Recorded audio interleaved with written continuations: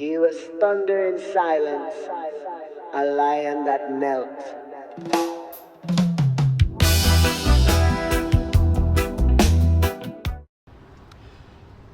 All right, Sam, wow. A lot of what you just shared, I actually already knew, but it's nice for the audience to understand your background, that you don't come from a privileged background. Because someone watching this might be like, oh, it's easy for him to say, he maybe still has it all. He's always had it all. Yeah. But that's not the case. I did want to touch on your personal healing journey, if I may. When did it start? When did it kick into full gear? Because the audience doesn't know this, but you've done some seemingly extreme things in terms of your travel and dedication towards your healing journey. If you don't mind sharing what you did and why you did it and what you got out of it. Yeah, sure. So the way I thought about it when I took that sabbatical year is I want to enjoy life. I want to there are things I was sharing about my childhood, and I said, you know what, let me catch up. I mean, there are things that I missed on and I would love to do more. So I did crazy stuff, like, going to festivals, not so crazy, but things that I would enjoy. Festivals and skydiving and paragliding, and I went with friends and partied, and at the end of the day I felt that while it's all good and I keep loving doing Yes. keep doing that, Yes. but it's not enough. It's not enough. There needs to be something that allows you to move forward, that grows you. And during that period I started also doing more therapy, and from one therapy to the other, I stumbled upon medicinal therapy. So therapy with an altered state of reality, where you go with either mushroom or MDMA, and it is in a therapy session. So it's a controlled environment where the set and setting are looked at and meticulously, and a trip of 8 hours is equal to a year of therapy. Wow. And that was transformational. I did a few of those. Then I said, you know what? This is so good. I really want to learn how to do this. I want to learn how to become maybe a sitter, maybe a therapist. I went to many retreats, and then I said, maybe I can do a retreat myself. And this has been the path that I'm on. So I have shifted from focus on business, even though I still do consultancy at the freelance level, and I help whether the executive or the owner or the company itself look at their top line, bottom line, how to do transformational growth, but also look at the person and the team and see what can you unlock as a team, because the power of communication and the power of team is the biggest growth opportunity. So I continue to do that, but at the same time I feel that maybe there is a gift that is hidden inside of me related to therapy. I feel that it's something that keeps coming when I talk to people. They tell me that you've helped us a lot and I would like to expand on this. So I'm doing more. I'm learning to become a therapist. I'm learning how to do psychedelic therapy with psilocybin and becoming certified, and as well as continuing my journey like Vipassana, like doing meditation and working on myself, and through my growth helping others. Beautiful. Wow. Do you feel that this is, from the perspective of the executive world, is this something rare, or is this something that you see often? I mean, without blowing my own horn, I don't know many people who went from C-suite to therapy. I mean, Why do you think that is? Because the business is such a rational word. The business is all about objectives and do's and don'ts, and this is how it is, and formulas. And the therapy world is working with your intuition and understanding what the other person, putting yourself in empathy in their shoe, and understanding more what they could be going through without claiming that you know, but what they could be going through, and then trying to help with your own way of thinking. So there's no agenda, there's no guideline, it's just leading by following. And that's a totally different way. I mean, 30 years of doing business, leading is all about knowing the answers. Leading is about this is what we need to do.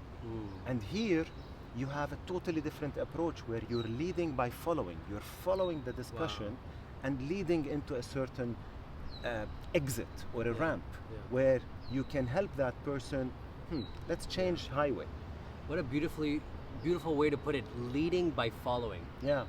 You know, there's some humility to that. You know, it's just like, maybe I don't have all the answers. Yeah. Maybe I do, but it's all inside of me and not in a book or not in a, you know, necessarily out there, but maybe I need to search somewhere deeper. Yeah. Right? Yeah.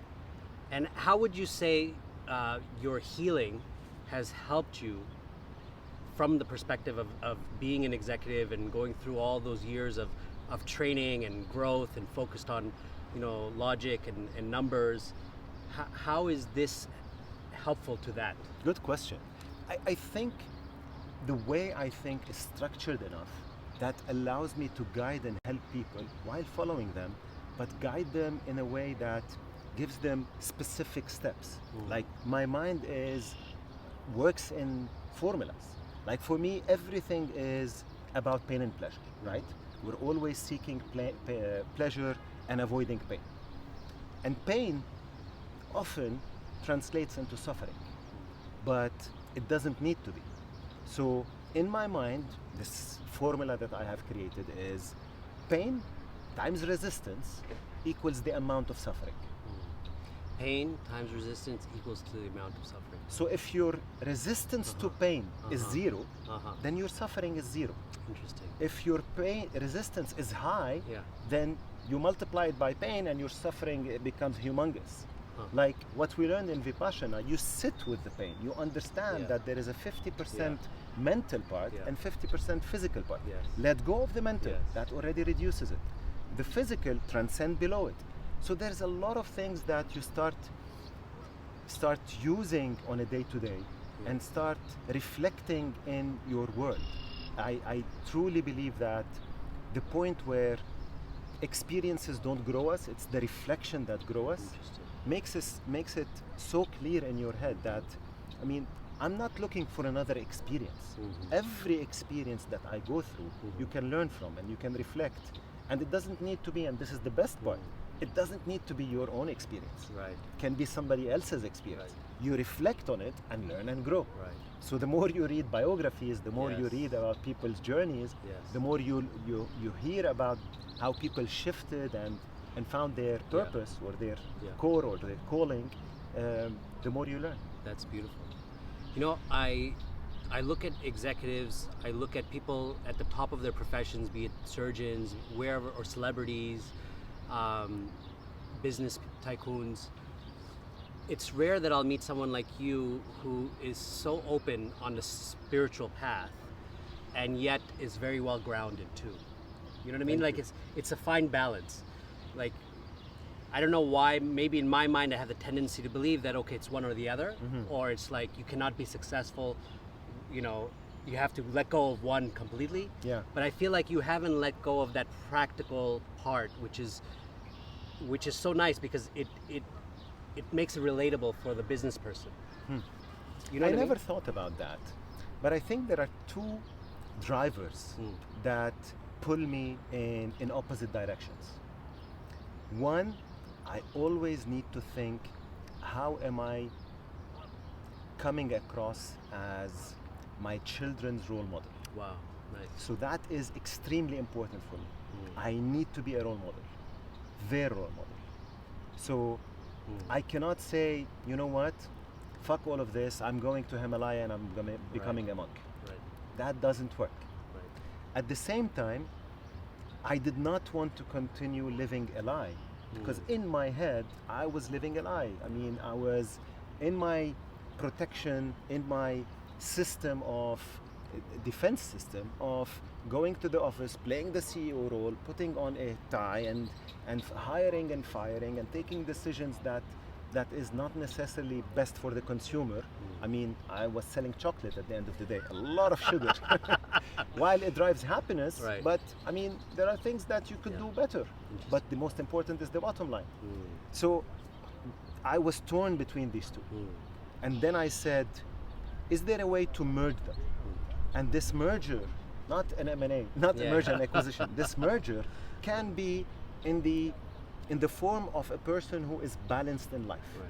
So intentionality, going backwards to that point, it is how can I enjoy life while continuing to be an important part of it?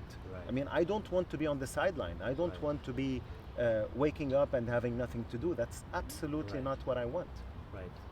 And I think that's so important because, you know, maybe not everyone listening, but some people listening, including myself, if I was listening to this before, I would be like, okay, it's one or the other. Yeah. You know, and a lot of the people that I speak to, my mentees, they have that fear. They're like, you know, I wish I could do what you're doing, but I have all these people that I'm in charge of, you know, and they're looking up to me. And if I go into this, you know, spiritual realm or meditation, I feel like I'll be stuck there. Yeah. And I think it's a, you know, misnomer. People think that, you know, it's mutually exclusive. It's not. You can have both. It's just, it is about balancing. And in fact, it's better to have both because, you know, you're not checking out of life. Yeah. That's called death, right? Yeah, exactly. One day we'll have that experience. But until then, let's balance it. And especially when you're a family man, you have a wife, you have children, and you're committed to being their role model. Yeah. I think it's a beautiful thing because a lot of people listening are in those shoes or about to be in those shoes, Yeah. you know? Yeah. And it's a very scary thing, as you stated earlier, that when you have a child, no one hands you a manual. Yeah. Here, be a great dad, Yeah. you know, just follow these steps. Yeah. It's easy Absolutely. peasy. It's not like that. No. And most of us, you know, including the people listening, would probably agree that we have childhood wounds that impact us, whether we realize it or not, that are leading us, you know, from our subconscious to act in certain ways, react in certain ways, that we don't even realize sometimes. Yeah. Right? 95% of our decisions are driven by our subconscious. Wow, 95%. 95%. I mean, let's put it the majority, if not the absolute majority. And therefore, the more we think about it, our thoughts, it all starts with a thought. Our thought create our behavior. And our behavior shapes our identity, right? And our identity or personality becomes our personal reality. So the more we are careful of how we're thinking, what we're thinking, and how we maneuver with our thinking, the better it becomes as an outcome of our personal reality. Because it's all linked. It starts with the thought, and many people think that a thought that brings fear, which creates the reaction of fight or flight or freeze, is bad. And I would say that it's exactly the opposite. I mean, fear is not bad. Fear is not something we need to be afraid of, right? I mean, fear is a necessity to avoid danger. Our mind, the role of our mind is to protect us. It's not to make us happy. And that is a fallacy. That is a big fallacy, that our mind is trying to make us happy. Absolutely not. Our mind is trying to protect us. And in that protection comes fear. So the reaction that we have towards fear is fight, flight, or freeze. But there is one step before that, where we need to ask ourselves, what's the perception of reality? What's the reality that we are facing? And what's the action that I can take? So anytime there is fear, there is a perception and or an action. So you either change the perception. Is it a fact that there is a saber tooth in front of me? No, it's just a colleague trying to be an asshole. So the perception changes. Is there fear? Yes. Then what's the action? Could be fight, flight, freeze, could be something new. Yeah. So we need to think of fear as our friend. We should not be worried when we are afraid. It's a signal. It's a good message. It is trying to tell you something. Stop and listen. Yeah. What is it trying to tell me, and what's the learning afterwards? So in your experience as an executive, in your experience as a consultant, what are some of the common themes that you see, or issues or problems that you see in executives and in companies? I would add the third one, Yes. which is in families. Trust. Okay. Trust. Okay. Trust. In all three. In all three. It goes across. Interesting. I think that trust, we always say you can earn trust or you can give trust and then make sure that it is confirmed through experience, right? Through different situations. I believe trust is something that is so important at the core of every team, every family, every company. Without trust, things become based on speculation. And the more speculation, the more assumption. My brother once told me, if you assume, you make an ass of you and me. Right. So assumption is the opposite of trust. So trusting others based on facts. I mean, you don't go ahead and trust everybody around you. That doesn't work, right? But with people around you that you are building a relationship, whether in work or in a family or in friendship, then trust is something that you say and you live by and you create examples. And whenever something is happening, you remind people, I trust you. I really trust you, and that's why I'm doing this. I mean, and I find this beautiful with my kids. With my son, for example, I tell him, I mean, in 2 months you'll be living on your own in Amsterdam, so you don't need to be taking my approval to go out and party at night. Right. Do what you think is right. I trust you. And you know what? That gives so much empowerment. That gives him the feeling that, yes, he trusts me. Right. I'm going to do the right thing. Right. It works positively. If my son is, Now that is guilt listening, isn't there. if my son is listening, now he knows that I'm manipulating him. Yeah. While he's partying, he's listening to this and like, oh my God, he trusts me. But I think that's so beautiful, right? Because everyone's raised differently, and I think our parents' generation, maybe because of the what was going on at that time, and maybe also because of the situation in Lebanon back then, there may have been all kinds of situations that may have led your father, even though he may have wanted that connection, that relationship, maybe he didn't have the tools, the time, or the ability to make that connection. And I wonder if when you first, going back to when you were saying that you took a step back when your son was born and you were like, you distance yourself. Do you see that your father in a way in that? Yeah, absolutely. You could have made that choice to go in the same direction quite easily, quite naturally. Absolutely. Because that was your role model. Absolutely. I mean, a drunk father would have a twin, right? One would become drunk just like his dad. The other one would become exactly anti-alcohol because his dad was an alcoholic. Right? So it's not the event that shaped us. It's the interpretation of the event. What shaped me is the interpretation that my relationship with my dad was suboptimal. I would not say it was a bad relationship. I mean, I love my dad. When he passed away, it was a difficult moment, but even though it was a difficult moment, I did not cry. I mean, he was 86 years old. He lived his life. He died peacefully. I'm happy for him. I'm grateful that this happened. So, and I did not want this type of relationship with my son. I wanted to be tight-knit. I want him to have me as the first person he calls when he has good news or bad news. I want to be the first one he calls. And that means a lot to me. Do you feel you've achieved that, or is this an ongoing process? It is an ongoing.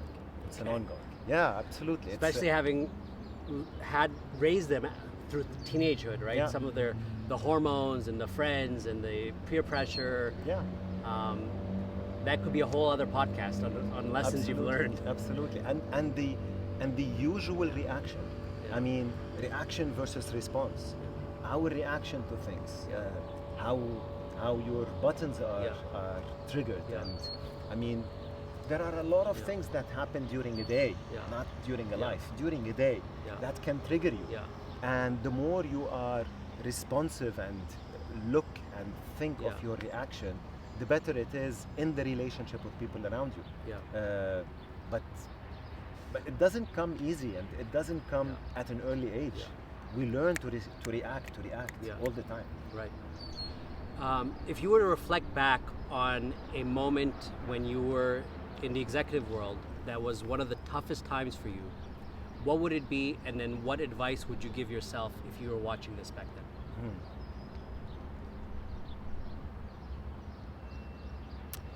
One of the toughest moments I've had is I was in Syria. I was at Group Bell. We had a factory with around 500 people, and the war started. The war broke loose in Syria. And at one point in time, the French embassy told us that as a political stance, you need to shut down your operation. And the decision that I needed to take is lay off everybody, ship the machinery to Turkey, close our debts, zero credit, and go back home. And that was the easy way out, because one, I wouldn't put myself in danger, being again in a war situation, and it would speed up the process to let's go to the next move. What's next? As a general manager, next promotion, right? I mean, the usual way of thinking. What's next? Right. But at that moment, I felt that I experienced what it means to be hungry in a war. I know what it means to be poor. And these 500 families, if I lay them off, they will experience that. And I wouldn't wish this on not even my enemy. Wow. So I decided to go and talk to the CEO, and a 5-minute discussion became half an hour, and I assured him that we will not take risk, and we need to continue our operation for as long as we can. Wow. 18 months later, we had to shut down because there was no more raw material, we could not operate in Syria. But I allowed 18 months of sustainability for these people. And I remember people coming to my office saying, thank you for giving this opportunity. So my learning in this and my advice is trust your instinct. Trust your instinct. It's not always the better way or the easy way or the common way that is the best outcome. Sometimes it is really understanding what people are going through and what they can go through that dictates your next step. Beautifully put, Sam. Are there any last words you'd like to share before we conclude this podcast? I'm sure people are going to want to hear more. I know I want to hear more, but we can't go on too long because this phone will overheat, and we are also overheating. Yeah, we are overheating. Hey, thank you so much, Ali. This is a real pleasure. This is my first podcast ever. It is. I wouldn't know it. Yeah, you're a very natural communicator. I wanted to go through this experience with you, so thank you for that. And I feel that, there's a lot to learn from each other. I would love also to hear from you and continue this well-founded relationship as a great friendship. I would love that. Thank you for joining me, and thank you for sharing your beautiful journey. And for those of you watching, if you haven't already, please like, comment, subscribe. I'll try and include Sam's contact information if you want to reach out to him. And look out for more from him because he's just getting started. And I can't tell you enough how much of a resource he is of wisdom, of compassion, of understanding, especially for someone like me, because I want in my future I want to be him. Currently I want to be him. Just to have that relationship with the family, to have that relationship in terms of your life balance with income and your different sources of income, all those things. It's really beautiful to see how you're balancing everything, all that with the major moves you're doing. You're about to make a major shift from Canada. Can we share where? Yeah, moving back to Cyprus and Lebanon. Yes. Where I come from, and looking to build a retreat in Lebanon eventually. But yeah, something to look out for, guys. Retreats coming up. Thank you so much. I really appreciate that. You're welcome, my friend. This is a pleasure. You're not lost, you're right on time. Walk slow, Jano. Where you go, the love will grow. No need to run, you're in the flow. One with the stars, one with the soul.